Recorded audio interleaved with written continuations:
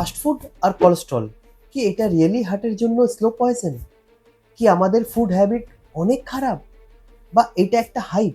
Burger, pizza, ফ্রাইজ, cold drink এইসব আমাদের test বাডকে খুশি দেয়, কিন্তু ভিতর থেকে আমাদের হার্টকে কিভাবে ড্যামেজ করে চলুন সিম্পল ল্যাঙ্গুয়েজে বোঝা যাক। প্রথমে বুঝুন ফাস্ট ফুড কি করে আমাদের বডিকে ড্যামেজ করে।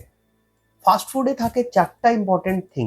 একটা ট্রান্স ফ্যাট, সেকেন্ড হলো রিফাইন্ড কার্বোহাইড্রেট, থার্ড হলো এক্সেস সল্ট, ফোর্থ হলো এক্সেস গ্লুকোজ। এখন আমরা এক একটা জিনিসের প্রবলেমটাকে দেখব। প্রথমে ট্রান্স ফ্যাট, এইটা সব থেকেই ডেঞ্জার ফ্যাট, যেটা হার্ট আর্টারি রক্ত সঞ্চারকে ব্লক করে দেয়। সেকেন্ড হলো refined carbohydrate without any fibre, যেটা হঠাৎ করে সুগার স্পাইক করে দেয়। থার্ড হলো এক্সেস সল্ট, যেটা বিপি বাড়িয়ে দিতে পারে। ফোর্থ হলো সুগার লোডেড সসেস, যেটা ডায়াবেটিস বাড়িয়ে দেয়।